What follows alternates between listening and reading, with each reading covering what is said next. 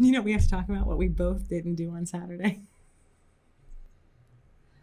Saturday, Kristy and I were supposed to go to workout at 8:15. We're not going to name any names because that would be unfair.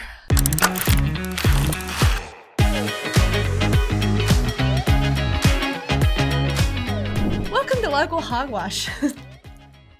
We are live. We're not live. We're not live. We are here in the Magic Mouse studio. I am Michelle Cash. This is my partner in crime, Kristy Bach. Welcome to our show. We're so glad you're here. The month of March has been, busy, for lack of a better way to put it.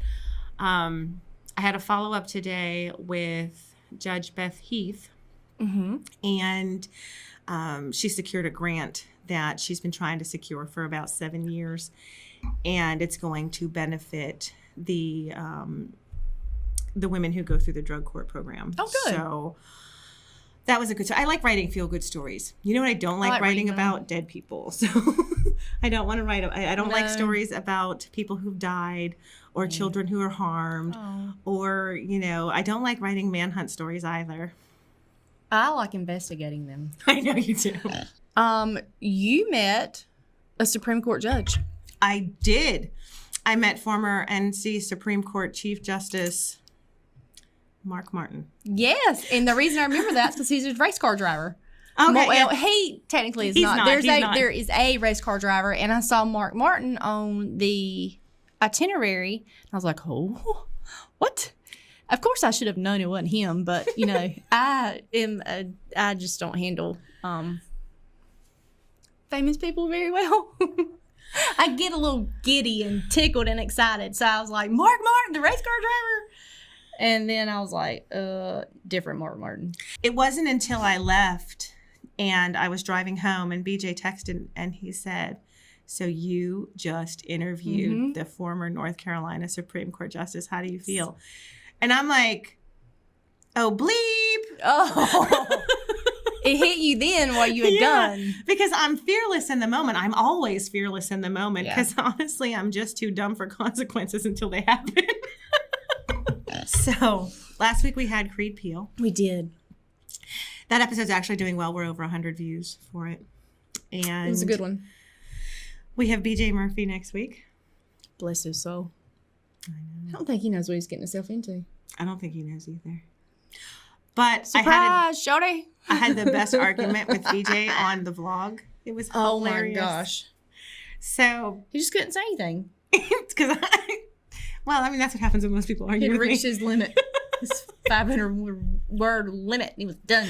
So BJ was playing around and he was throwing out things like, why do we need an International Women's Day? Yeah. Why do we need a National Women's Month? Where's the Men's Month? And he's playing devil's advocate. He really was, because he's not like that at all. But he brought up a little bit confrontational about it. He was, because he purposefully went that extra step to get me engaged.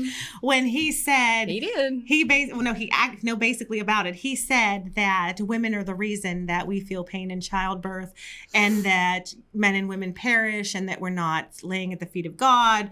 And it's all come down to that apple. Adam didn't have to eat that apple.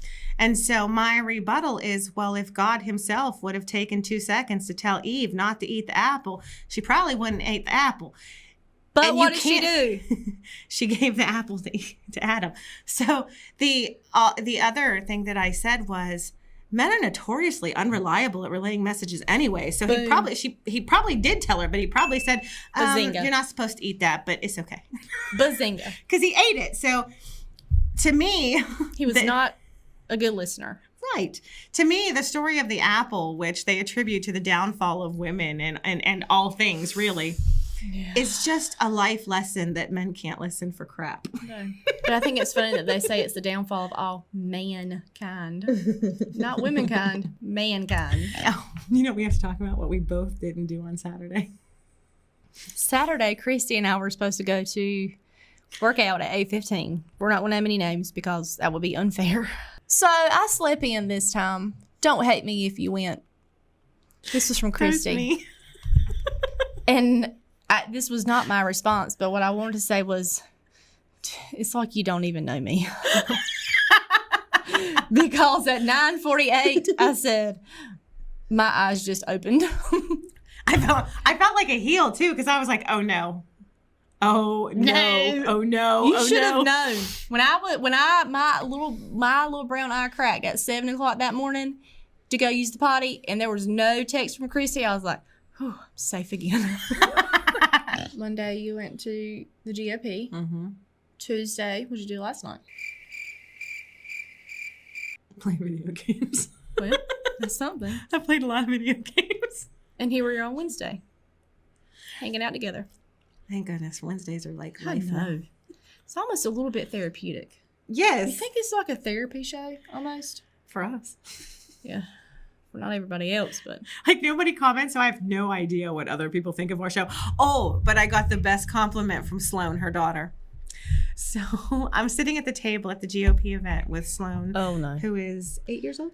Mm-hmm. 8 years old. It's kind of like that TikTok. Oh, no. Oh, no. Oh, no. So it's me, Sloan, and her husband, Jason, Michelle's husband, Jason.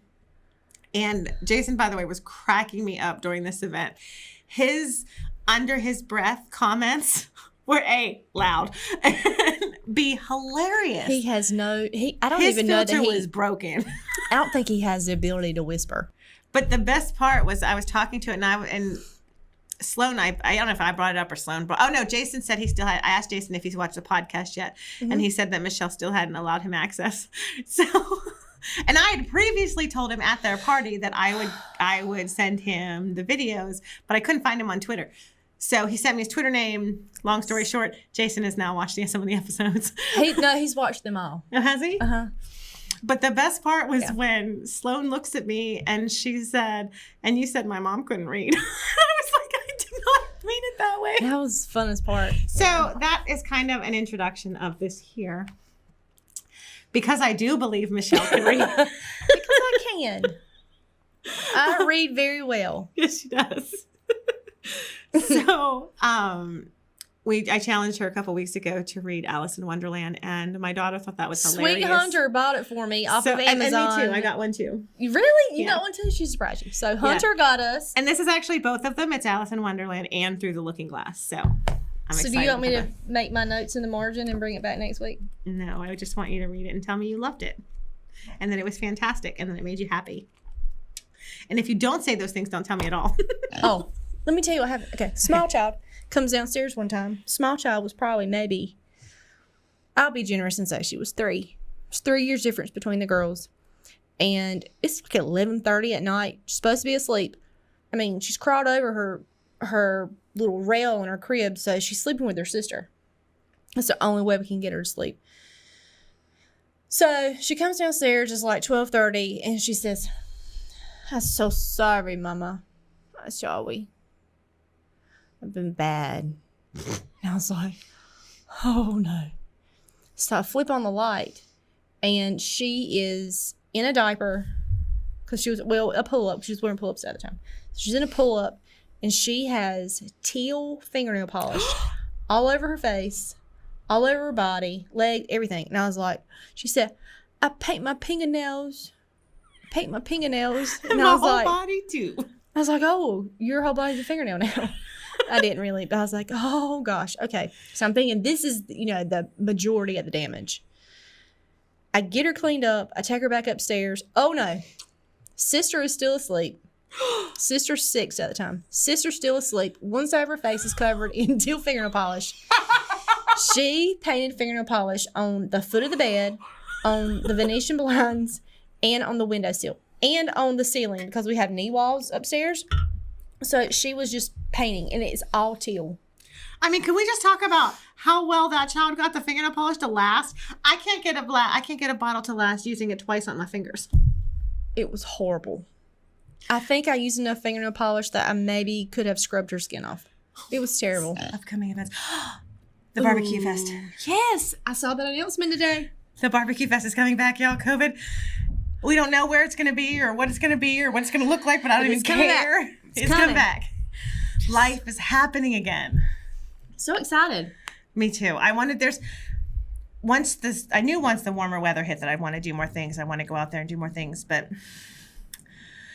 there's just something so uniquely Kinston about this barbecue fest. And I've only been here 2 years. And I admit that I maybe didn't go to the first one. Well, the first year I was here, and the second year I was here that they didn't have it because of stupid COVID. Yeah. And so like I'm really excited to be able to go to the barbecue It's a really fun time. So when I think barbecue fest, that's not initially what I think. When I was younger than Sloan. I'd say maybe like 5, 6 years old. I remember my parents working a factory job. They both worked at the same factory. And we would go to the hog happening that was at the Somebody airport. just said that. It was me. I said it yesterday at lunch. Okay. So it was the hog happening. And at the hog happening, everybody who placed there were no like elaborate categories for Why did we not get a video of pig. us at lunch yesterday? I don't know. Sorry, that's me talking over you. No, it's fine. But at the hog happening, there was like a first, second, third place trophy. And I remember that the trophies were made out of beer cans. So it was kind of like you had a trophy, but you had like 2 Bud Light cans, then a platform, then a Bud Light can, and then a big old fat pig at the top.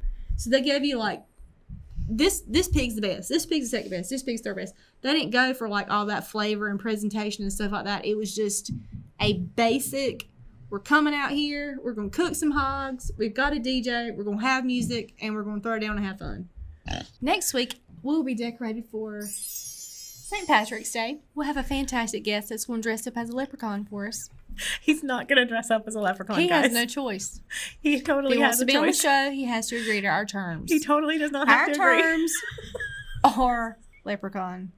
So next week we will have BJ Murphy on the show. Or somebody else. Whoever wants to dress up as a leprechaun. Next week we will have him on, and it will be fun. Michelle likes to give him a hard time. But the truth is... It's one of the joys of my life. After that, it'll be Michelle and I, and then we'll have Elizabeth Peel on the week following. So we look forward to seeing you same time, same place, which is usually sometime Saturday evening Yeah. when we release a new episode. Check us out at Local Hogwash on Facebook. We're also on Twitter, TikTok, and Instagram. And I have my own website now. And she has her own website now. Nothing on it, but it's there. We have Local Hogwash too on the website. Nothing on it either. Yes. All right. We'll see you guys next week. Bye. Bye.